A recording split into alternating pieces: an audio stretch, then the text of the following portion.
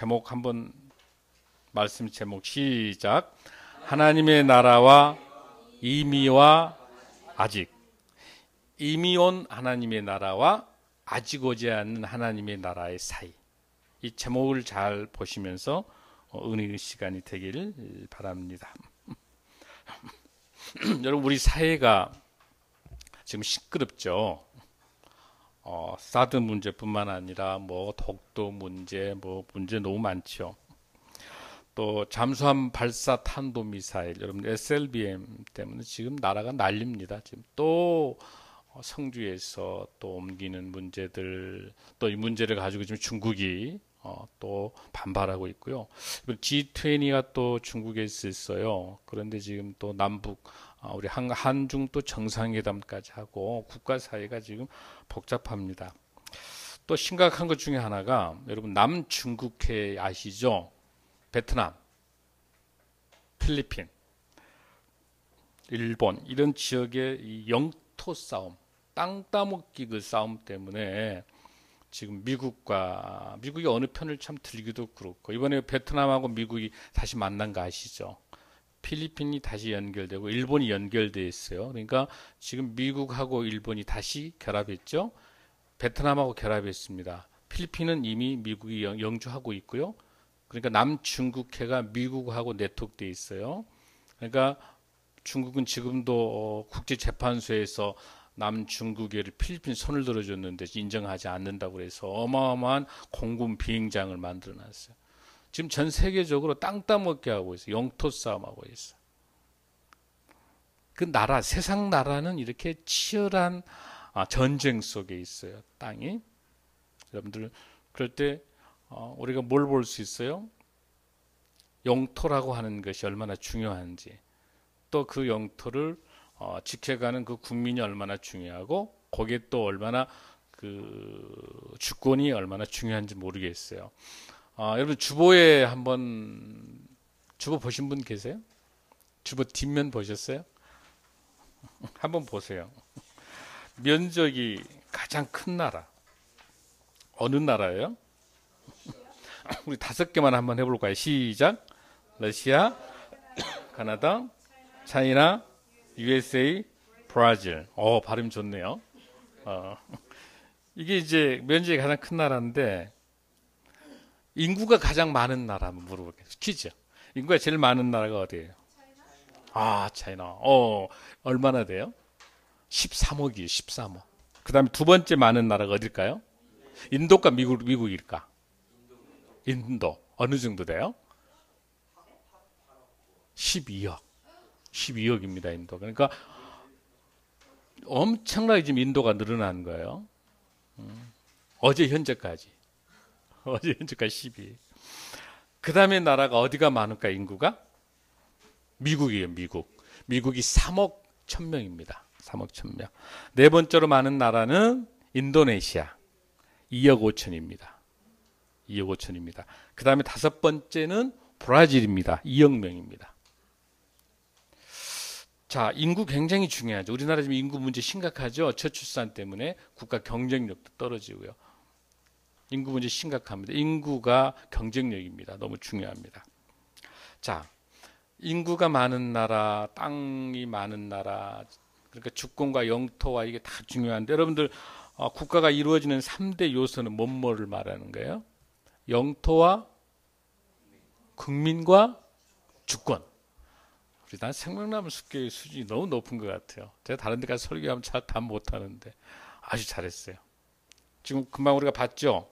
영토도 받고 땅도 받고 인구도 받았어요. 주권은 우리 헌법에는 누구에게 나와요? 우리 국민으로부터 주권이 나오는 것이죠. 통치와 대통령에 대해서 주권에 대해서 갖고 있습니다. 그럼 우리가 전 세계적으로 이런저런 나라들을 한번 계산하면 여러분들 UN 가입한 나라가 몇 개국 정도 될 것 같아요? 그러면 더 쉽게 이야기할게요. 피파 축구에 속해 있는 나라는 몇 나라예요? 피파 가입되어 있는 나라가. 피파 204개국이에요. 유엔에 가입되어 있는 나라는요 193개국이에요. 재밌는 게 뭐냐면 세계 평화보다 축구를 더 좋아한다는 거지. 유엔에 가입은 안 했는데 축구는 가입한 거예요.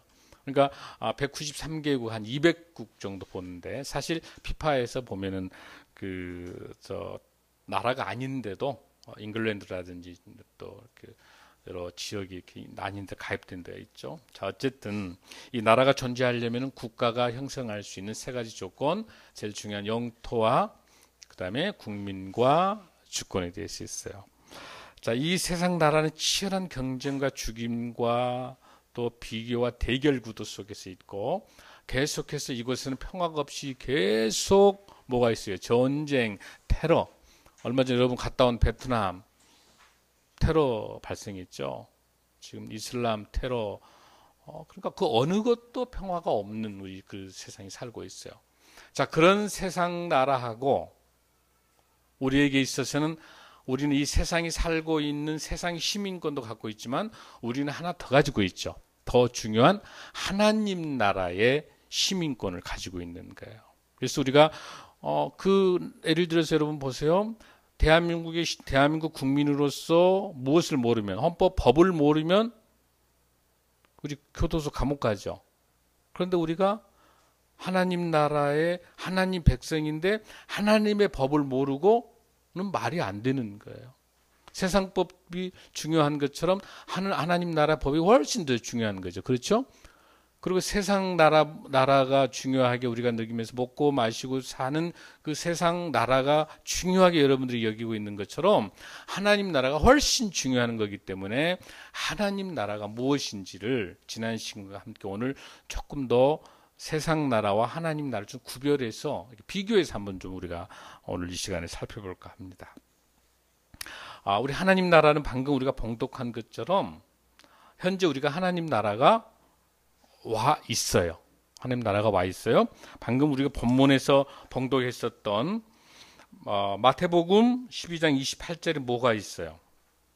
내가 하나님의 성령을 힘입어 귀신을 쫓아내는 것이면 하나님의 나라가 이미 너희에게 임하였네. 이미 이게 하나님의 현재성이라 불러요. already 이미 와 있는 거예요. 뭘 보면 성령의 힘을 입어서 귀신을 쫓아내는 것이라면, 즉 표적과 기사를 통해서 지금 이 세상이 세상 나라에가 뭐가 완연하다는 거예요. 마귀 사탄이 죽음과 죄악과 범죄와 부정의와 못된 것들이 가득 차 있다는 거예요. 그곳에서 우리 하나님의 은혜와 성령의 은혜를 통해서 귀신이 쫓아내고 사망 권세를 이겨내는 그런 오늘의 이 현장 속에서 성령의 역사가 어때요? 이미 그걸 본다면 하나님 나라가 이미 와 있다라고 하는 것들을 우리가 잘 알 수 있습니다. 다시 한번 마가복음 1장 15절을 한번 다시 우리 본문을 보겠습니다. 이르시되 때가 찼고 하나님의 나라가 가까이 왔으니 뭐하고? 회개하고 무엇을? 복음을 믿으라 하시더라. 십자가에 돌아가셔서 부활하시고 이루어진 구원의 운동을 염두에 두고 하신 말씀이에요. 그래서 앞으로 어떨 거다? 재림에 예수님이 오게 되는 그 아직 오지 않는 그 미래 가까이 왔다. 하나님 나라가 가까이 왔으니 믿으라고 말씀하고 계시는 겁니다. 그래서 우리가 아직 오지 않는 not yet 앞으로 미래의 재림. 그러니까 우리 예수님께서 초림하실 때 오셨던 것이 뭐예요? 이미 오신 하나님 나라고 앞으로 예수님께서 승천하시면서 뭐라고 그러셨죠? 다시 재림하셔서 오시겠다 하셨잖아요. 그 오실 때 그때 그 재림이 하나님 나라가 이제 완성되는 거예요. 지금은 하나님 나라가 완성된 게 아니라 하나님 나라가 지금 와 있는 건데 완성은 언제 된다? 재림 때 된다라고 하는. 그래서 이단들이 이 재림을 통해서 끊임없이 많은 사람들을 현혹시키고 있어요. 그래서 여러분들이 이 말씀을 바로 아는 게 얼마나 중요한지를 모르겠습니다. 그래서 우리가 아까 말씀드린 것처럼 우리 성경의 신구약에 다 중요한 거. 구약에서는 제사장의 나라지만 결국은 그 제사장 나라가 신약에 와서는 예수님을 통해서 오는 하나님의 나라가 신약의 핵심적으로 말할 수 있고 그 중에서도 사복음서 공관복음을 포함한 사복음서의 핵심적인 내용이 전부 다 하나님 나라예요. 그 하나님 나라를 설명하기 위해서 모든 비유, 씨앗에 대한 비유, 수많은 비유가 나타나고 있는 것이 하나님 나라를 설명하는 겁니다. 그래서 앞으로 우리가 계속해서 하나님 나라 시리즈를 통해서 여러분들 말씀을 하나하나씩 조명할 수 있도록 하겠습니다. 자, 그러면 우리가 예수님께서 첫 설교를 시작할 때 하나님 나라를 출발을 했는데 예수님께서 설교를 마칠 때도 뭐라고 그랬어요? 예수님께서 설교를 마치시면서 부활하시기 전에, 승천하시기 전에 십자가로 돌아가시기 전에 무슨 말씀하셨어요? 사도행전 1장 3절 말씀 한번 우리 같이 봉독합니다. 시작. 그들에게 확실한 많은 증거로 친히 살아계심을 나타낸 40일 동안 그들에게 보이심에 하나님의 나라의 일을 말씀하십니다. 그러니까 부활하셔가지고 승천하기 전에 어느 정도 기간에요? 40일 동안에 뭘 집중하셨습니까? 하나님 나라를. 그럼 십자가에 돌아가시기 전에도 뭐였어요? 공생의 기간에도 하나님 나라.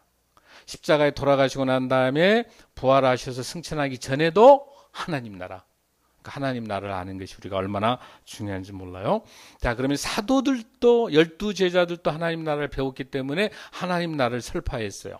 대표적인 마지막 사도의 과정들 속에서 사도 바울의 행적을 한번 보면 사도 바울도 어떻게 하나님을 핍박한, 예수님을 핍박했던 사람이잖아요. 그래서 어때요? 스데반도 죽고 어디 다메섹 가서 눈을 뜨게 돼서 예수님의 제자가 되지 않습니까? 그런데 마지막 사도 바울의 사도의 마지막 행전을 보면 우리가 잘 알 수 있어요.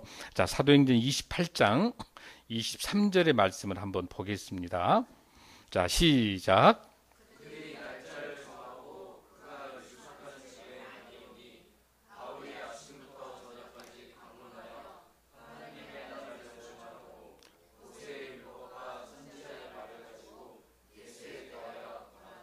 아멘. 여기 본문에 보면 언제부터 언제까지? 아침부터 저녁까지. 그러니까 하루 종일 강론하는 게 뭘 강론해요?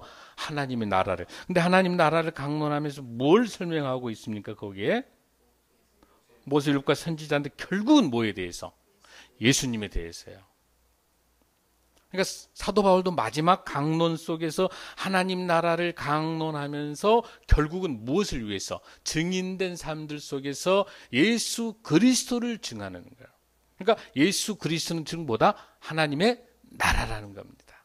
여러분 한 번 더, 자, 우리 사도행전이 우리 몇 장까지 있다고 그랬어요? 총 28장까지 있다고 그랬죠. 우리가 사도행전 몇 장을 쓴다고 그랬습니까?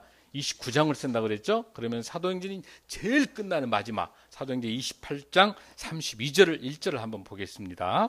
우리 함께 봉독합니다. 시작. 하나님의 나라를 전파하며 주 예수 그리스도에 관한 모든 것을 담대하게 거침없이 가르치더라. 아멘.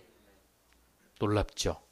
사도 바울의 마지막 죽음 앞에서까지 뭐 합니까? 하나님의 나라를 전파하며 주 예수 그리스도에 관한 모든 것을 어떻게? 죽음 앞에서 담대하게 거침없이 가르치더라. 아멘.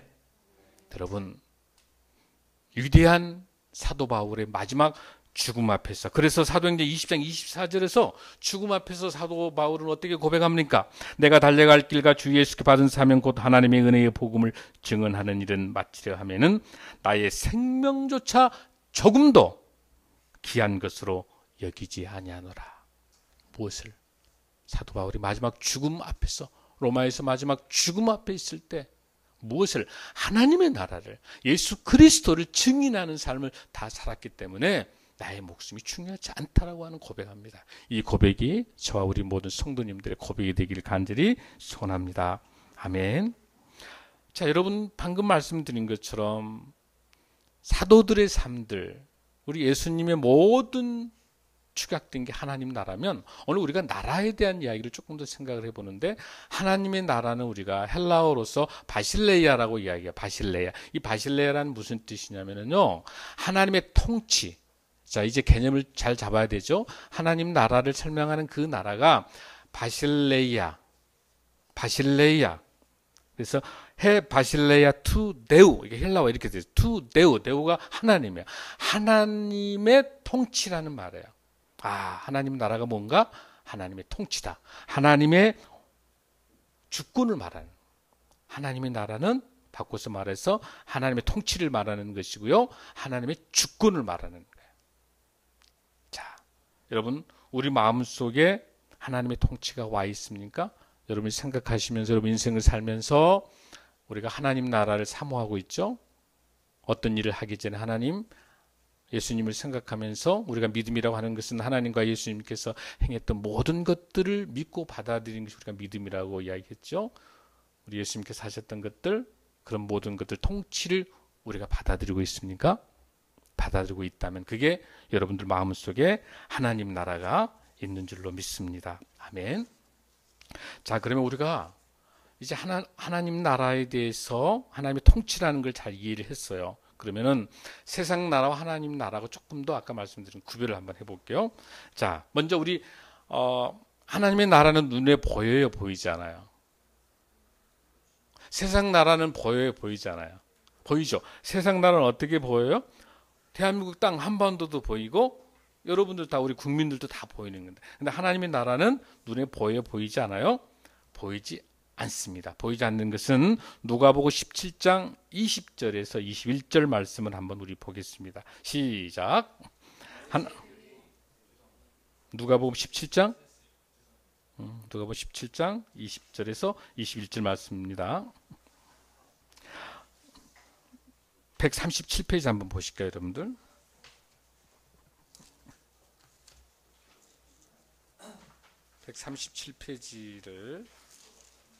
137페이지 보시면 누가복음 17장 20절에서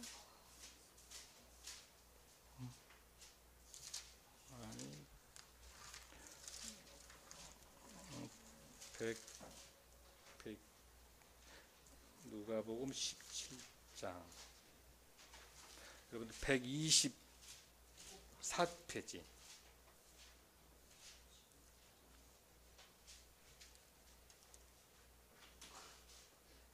찾으셨습니까? 124페이지 누가복음 17장 20절에서 21절 말씀입니다. 우리 함께 봉독하겠습니다. 시작. 하나님의 나라가 어느 때 임하인가 묻거늘 예수께서 대답하여 이르시되 하나님의 나라는 볼 수 있게 임하는 것이 아니요 또 여기 있다 저기 있다고도 못하리니 하나님의 나라는 너희 안에 있느니라. 아멘. 우리 눈에 보인다 보이지 않는다? 보이지 않는다. 어디에 있다? 너희 어디에 있다? 너희 안에 있다. 이게 좀 어렵죠, 여러분들. 너희 안에 있다는 게 뭐예요, 여러분들? 영어 성경에서 보면은 인유가 아니라 어몽이에요. 어몽. 어몽이란 말이 무슨 뜻이냐면 주위의 뜻이죠. 그러니까 그 문제가 되고 있는 바리새인 안에 있는 게 아니에요. 여러분 해석을 잘못하면 바리새인이 문제 있는, 바리새인은 하나님 나라가 없는 사람이잖아요. 근데 여기 보면 너희 안에 있다 그러니까 바리새인 안에 있구나라고 해석하면 안 되는 거예요. 그게 아니라 어디요? 그 주위에 있단 말은 누구도 예수님을 포함된 그것의 제자들이 하나님의 권능을 받아서 제자들 마음속에 하나님 나라가 있죠. 하나님 나라가 있기 때문에 그 하나님 나라가 그 주위의 환경 속에 있다는 뜻이에요. 그 마음속에 있다는 것이지 눈에 보이는 하나님 나라는 아니다는 것이죠. 여러분 이해되시죠? 그래서 하나님의 나라는 눈에 보이지 않지만 그러나 하나님 나라가 있어요, 없어요? 있어요. 어떻게 볼 수 있습니까? 영안으로 볼 수 있어요. 영안. 우리는 영적 눈으로. 여러분 지금 공기가 보여요, 안 보여요? 그러나 공기가 있어요, 없어요? 여러분 지금 라디오 FM 채널을 맞추면 전파가 보여요, 안 보여요? 안 보여요. 그러나 맞추면 방송이 들리죠. 우리 눈에 보이지 않는다라고 해서 없다라고 말할 수 있어요, 없어요? 없는 거죠. 없죠. 마찬가지입니다. 우리 성령님 운행하고 계시고 이 시간에 우리 성령님께서 와 계십니다. 하나님 나라가 지금 와 계십니다. 이미 와 있습니다. 이 예배 시간에 임재하고 있습니다. 여러분을 만져주십니다. 지금 주님께서 여러분 만지고 계십니다. 성령 만지고 계십니다. 왜? 여러분들 마음속에 하나님 나라가 이미 와 있기 때문입니다. 아멘. 자, 두 번째, 그러면 누가 통치하는가? 누가 통치하는가? 여러분 세상 나라는 누가 통치해요, 여러분들? 그렇죠. 많죠. 어느 뭐 수상이 있는 데도 있고 뭐 대통령이 있는 데도 있고 뭐 영국 뭐 국왕이 있는 데도 있고 뭐 이렇게 다 보이는 나라는 다 통치하죠. 그럼 하나님 나라는 누가 통치하는 거예요, 여러분들? 그렇습니다. 하나님, 즉 삼일체 하나님, 우리 하나님 예수 그리스도, 우리 주님께서 통치하고 계신 줄로 믿습니다. 우리 주님께서 통치하고 있는, 즉 주님이 통치하고 계신, 그러니까 하나님께서 통치하고 계신 하나님의 주권 속에 있는 그것이 하나님의 나라니까, 하나님께서 통치하고 계신, 하나님이 역사하고 계시는 이것이 우리는 세상하고 다른 하나님 나라의 통치라고 볼 수가 있습니다. 그러면 자, 하나님 나라와 세상 나라의 그 목적이 뭘까요? 세상 나라는 뭐 때문에 만드는 거예요, 여러분들? 세상 나라는 뭘로 만듭니까? 바로 입법부, 사법부, 행정부가 있어서 우리 국민들이 내는 세금을 내게 되면 그 세금이 제대로 쓰여지는지를 감시하는 것이 뭐예요? 입법부, 국회고, 또 그것을 제대로 국회에서 예산 세워주는 대로 제대로 써야 될 의무를 가지고 있는 게 뭐예요? 행정부예요. 행정부죠. 뭐 보건복지부, 행정안전부 이런 정부가 해야 되는 것이고, 그런데 그렇게 정해놓은 대로 제대로 쓰질 않고 부정부패, 이 세상 나라는 뭐가 있다고 그랬어요? 죄악이 있고 부정의가 있고 공평하지 못하고 권모술수와 부정이 가득 차기 때문에 무슨 제도를 만들어 놓은 거예요? 사법부를 만드는 거죠. 그래서 입법부, 사법부, 행정부가 만드는 것이 세상 나라를 위해서 만들어 놓은 거야.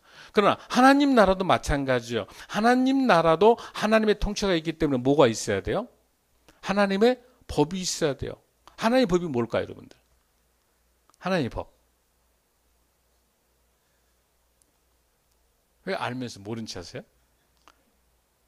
그렇죠. 십계명을 근거로 해서 뭐가 있어요, 여러분들? 여러분 뭐가 있어요? 하나님의 법에 뭐가 있어요? 하나님의 말씀이죠. 하나님의 말씀이니까 뭐예요? 성경, 신구약. 이 말씀이, 이 하나님의 말씀이 법이에요. 아멘? 그래서 여러분들 시편에서 뭐라고 그랬어요? 하나님 말씀 뭐라고 그랬어요? 주야로 묵상하라고 그랬죠. 주야로 묵상하라고 그랬죠, 여러분들?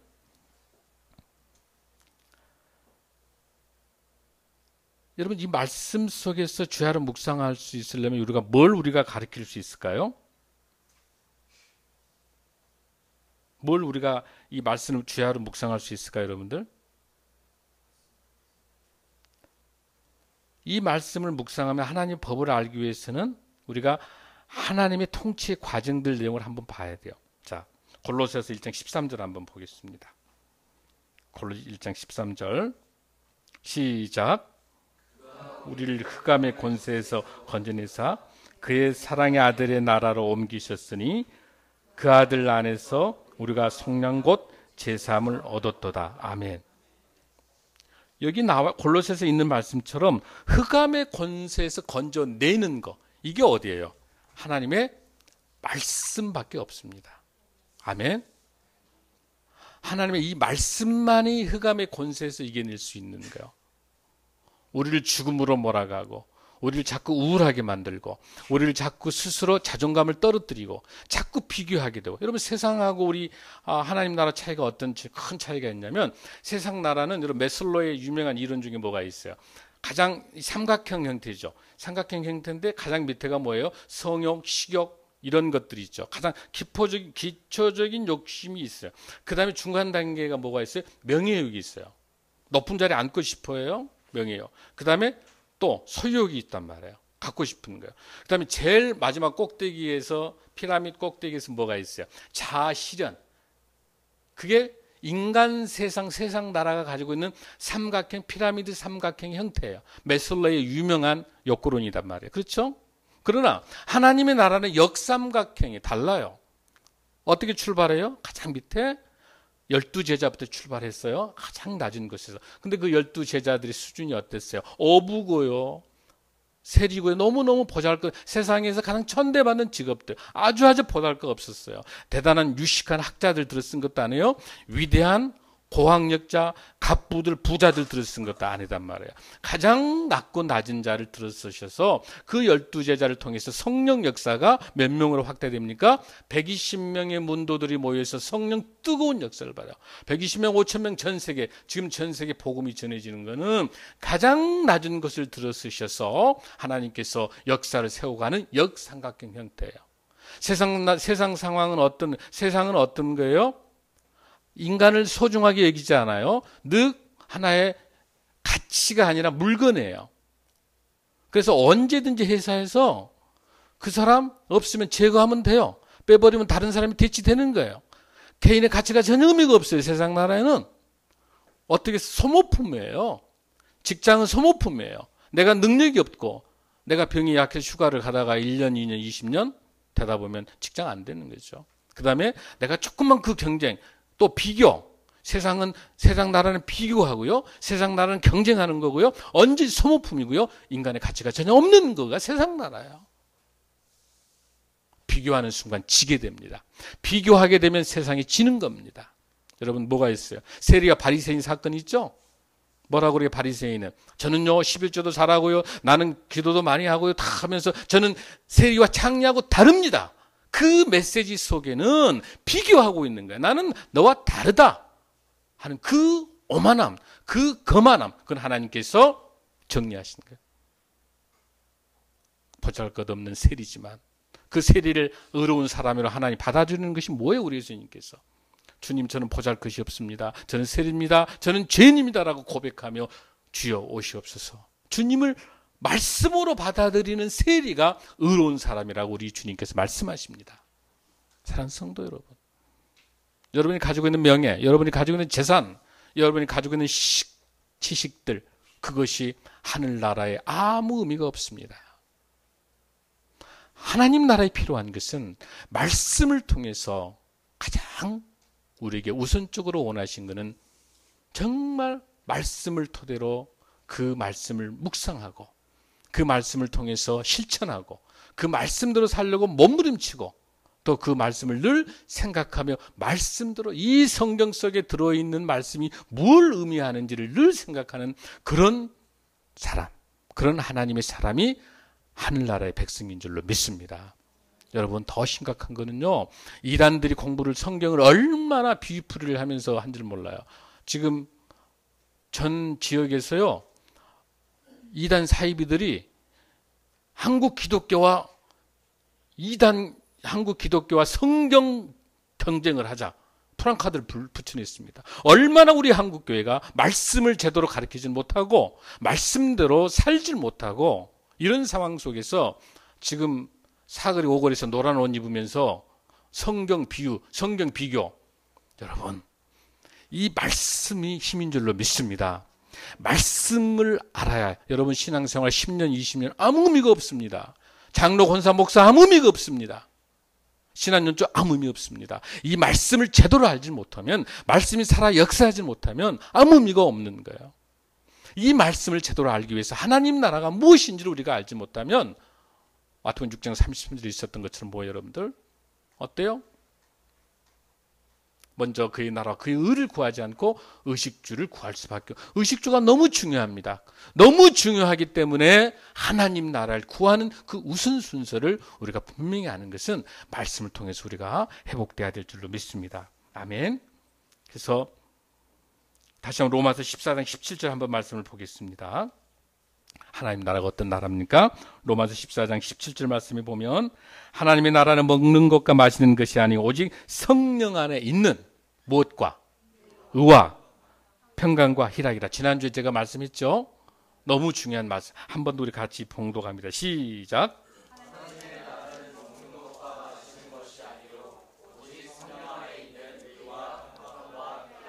아멘. 하나님의 의입니다. 하나님의 의입니다. 자, 그러면 우리가 하나님 나라 이 세상을 살게 되면은 우리에게 있어서 우리 하나님께서 우리에게 주시는 그 특권은 뭘까? 특권은 뭘까? 하나님께서 우리가 세상 사는 사람들의 특권은 뭐예요? 세금을 잘 내게 되고 그러면 뭘 줘요? 세금을 잘 내게 되면 어때? 무슨 권한을 주죠? 또 공직자가 되기도 하고 또 각자 그 직장에서 직업적으로 법 테두리 내에서 보호를 받게 되죠. 그렇게 되죠. 직장 생활도 할 수 있겠고 또 거기서 무엇도 있어요. 건강보험 여러 가지 보험이라든지 또 이런 안전장치를 정부 차원에서 국민들을 보호하기 위해서 많은 특권들을 주잖아요. 그래서 또 선거에 나갈 수 있는 투표권도 주는 거죠. 그렇죠? 또 국회의원이 될 수도 있고 장관이 될 수도 있고 또 뭐 될 수 있어. 뭐 교사도 될 수, 다 모든 각자의 직업으로 가질 수 있는 특권들 다 주어지는 거야. 그러나 그거는 뭐예요? 일시적인 거죠. 영원하지 못하는 거죠. 정년이 있잖아요. 영원할 수 없는 거예요. 또 정년도 못하다 여러분 가다가 고위 공직자들 보면 어때요? 중간에 뇌물 사건 때문에 옷을 벗어야 되기도 하고 복잡한 세상 살고 있는. 자, 우리 하나님 나라가 주는 하나님 주는 특권은 뭘까라고 하는 거예요, 여러분들. 베드로전서 2장 10절 말씀입니다. 베드로전서 2장 10절 말씀을 한번 보면, 자, 시작. 너희가 전에는 백성이 아니더니 이제는 하나님의 백성이요 전에는 긍휼을 얻지 못하였더니 이제는 긍휼을 얻은 자니라. 아멘. 사랑하는 성도 여러분, 최고의 특권은요 긍휼한 마음이에요. 절대로 세상 사람은 나에게 해코지를 하고 나를 모함을 하고 나를 시기를 하고 나를 죽이는 사람을 절대로 세상 사람은 용서할 수가 없습니다. 오히려 한술 더 떠서 더 법을 강화하고 변호사를 써서 더 죽이는 거야. 절대 용서가 없는 거예요. 그러나 우리 크리스찬들만이 하나님만 나라를 믿는 우리 하나님의 백성만이 갖는 가장 중요한 특성은 긍휼한 마음을 갖는. 그거는 뭐예요? 하나님의 은혜로 주어진. 하나님의 은혜로 주어진. 우리가 능력 있고 우리가 그렇게 갖고 싶어서 갖는 게 아니라 우리 하나님께서 그 은혜로 주어진 그 긍휼한 마음인 거죠. 그래서 이거를 저기 천국이 가는 곳이 아니라 와 있는 거기 때문에 지금 하나님 나라에 와 있는 우리가 이걸 누려야 돼요. 주님, 저는 저와 같이 경쟁하는 사람을 용서할 수가 없습니다. 내 힘으로는 도저히 용서할 수 없습니다. 나를 죽입니다. 나를 해코지합니다. 나를 모함합니다. 그럼에도 불구하고 그와 똑같이 하다가 병이 걸린, 똑같이 경쟁하다가 그 사람에 대해서 계속해서 끊임없는 평행성적을 가지고 싸움을 하게 되는 것은 내 능력과 내 힘으로 끝까지 갈 것 같으면 내가 병 걸리는 거예요. 내가 먼저 꼬꾸라지는 거예요. 그럴 필요 하나도 없는 거예요. 우리는 하나님 나라이기 때문에 그런 모든 것을 악과 모든 것들 사망 권세를 이기신 누구? 하나님 우리 예수님에게 다 맡기고 나는 뭐예요? 오히려 그 상대를 긍휼한 마음으로. 참 불쌍하구나. 되게 인생이 다라고 생각한 거야. 세상 사람들은 저게 승진하고 돈 많이 벌고 부자 된 게 세계 최고 목적이니까 거기에 목숨 걸고 가고 있으니까 얼마나 불쌍한 거예요. 그 사람을 불쌍한 마음으로 여겨주고 오히려 그 사람을 위해서 우리가 기도해 줄 수 있는, 그래도 건강 좀 돌아보고 그렇게 일하세요. 그렇게 말할 수 있는 정도 수준까지 갈 수 있는 하나님의 나라 하나님 백성인 저와 여러분 되시기를 간절히 소원합니다. 그 긍휼한 마음을 갖는, 긍휼한 마음을 가져야 보이지 않는 우리 하나님 나라의 백성으로 살 수가 있어요. 긍휼한 마음은 너무 중요합니다.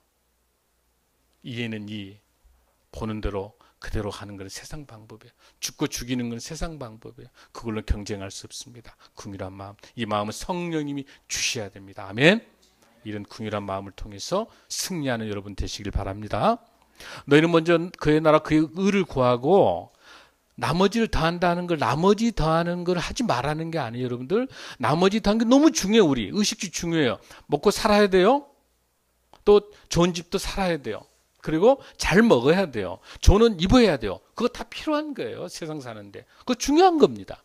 그러나 순서를 그걸 위해서 살지 말라는 거예요. 그거는 뭐예요? 하나님 나라를 먼저 구해서 하나님의 백성이 되고 긍휼한 마음을 가지고 말씀을 상고하고 기도하고 찬양하며 내 마음에 하나님 나라가 와 있으면 그 풍성한 마음을 가지고 하나님을 먼저 우리가 중심으로 살아가면 그 의식주를 하나님께서 해결해 주실 줄 믿습니다. 아멘.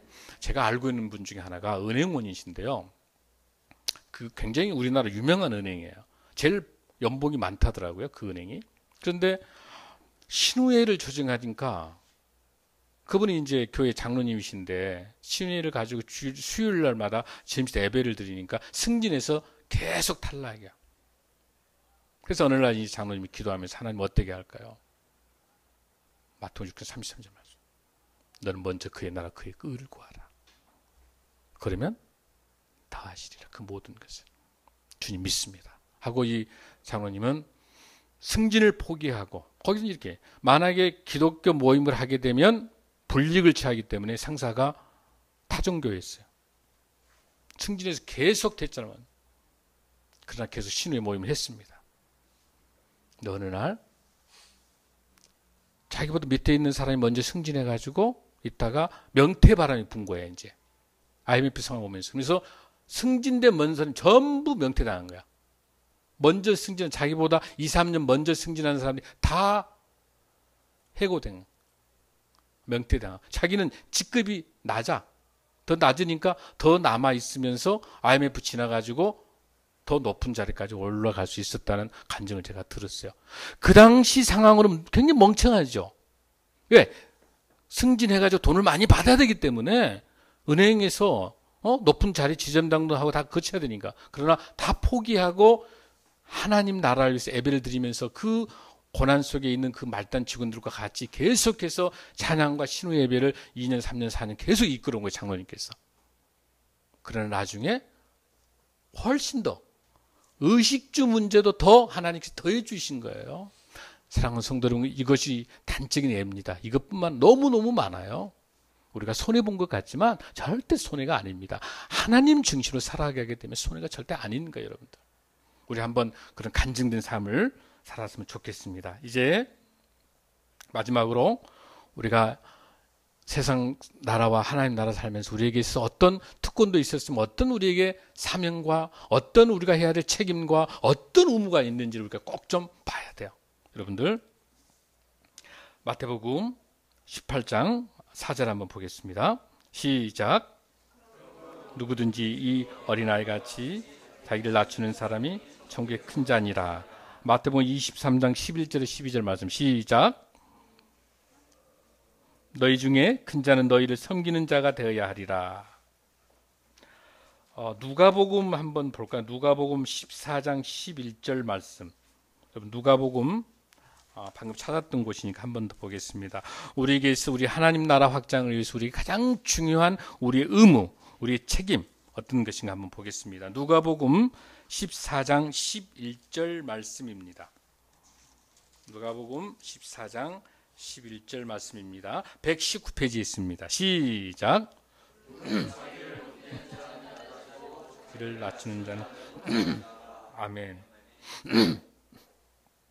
여러분, 우리 크리스찬들이 가져야 될 가장 중요한 책임과 의무와 사명은요, 겸손입니다. 이 겸손을 통한 헌신입니다. 얼마나 중요합니까, 여러분들? 천국에서 가장 큰 자가 뭐라고 그랬습니까? 겸손한 자가 가장 크다고 그랬습니다. 하나님께서 천국에서 가장 큰 자가 뭐냐? 어떤 사람? 자기를 낮추는 사람. 자기를 낮추는 사람이 가장 큰 자라고 그랬습니다. 마지막 말씀을 여러분들에게 드리고 마칩니다. 여러분 누가복음 14장의 7절에서 11절에 유명한 사건이 하나 나옵니다. 자, 한번 우리 읽어볼까요? 시작. 청함을 시작.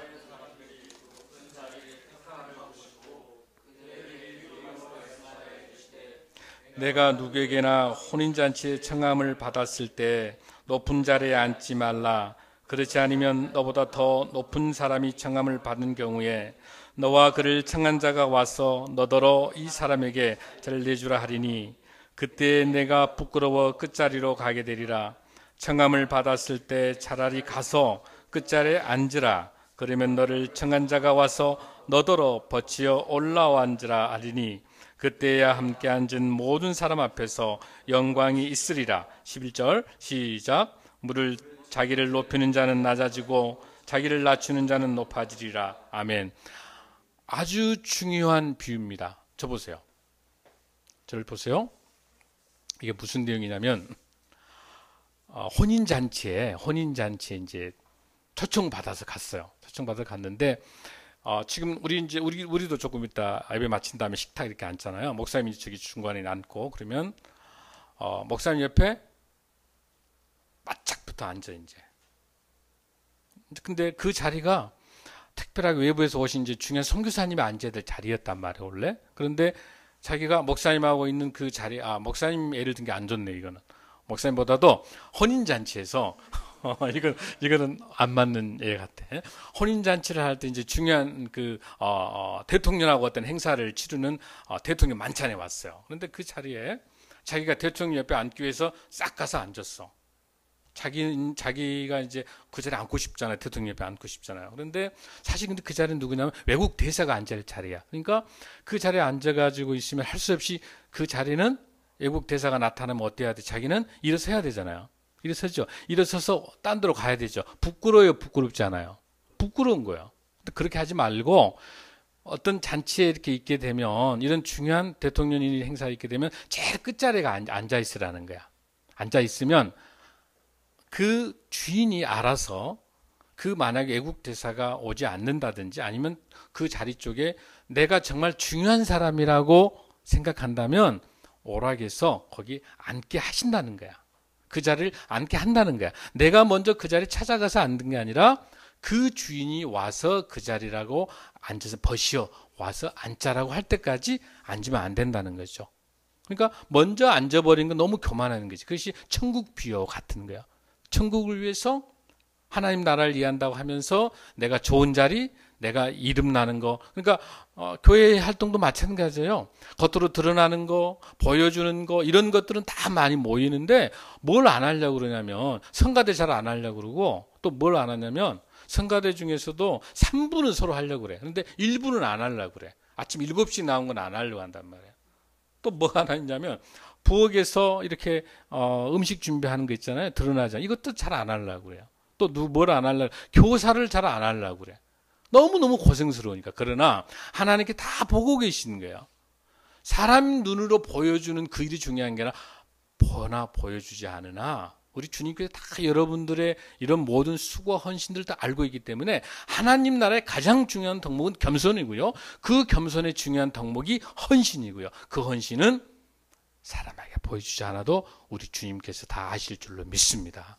쉽지는 않습니다. 어렵습니다. 목사님도 어려워요. 그렇게 하기가. 그러나 저와 우리 모두 다가 겸손한 삶, 헌신의 삶, 내가 힘이 들고 어렵지만 아침에 예배 드리는 시간들 정말 소중하게 생각하면서 쫓기지 않도록 열심히 시간을 만들어내고 또 부지런히 예배를 위해서 준비하고 또 이 예배를 위해서 내 마음과 모든 걸 준비하는 것들, 이것도 중요한 헌신인 거예요, 여러분들. 자기하고 관계에서. 그래서 모세의 유명한 고백을 드리면서 마치겠습니다. 홍해 건널 때 모세가 어떻게 고백을 합니까? 주님, 이 세상 사람이 다 몰라줘도 누가? 주님만 알아주시면 됩니다. 아멘. 우리 하나님 나라, 우리 주님만 알아주시면 됩니다. 아멘. 이를 통해서 우리 사랑하는 성도 여러분, 한 주 동안 우리 하나님 나라, 하나님의 시민권을 가지고 승리하는 여러분 되시길 간절히 바랍니다. 봉헌 찬양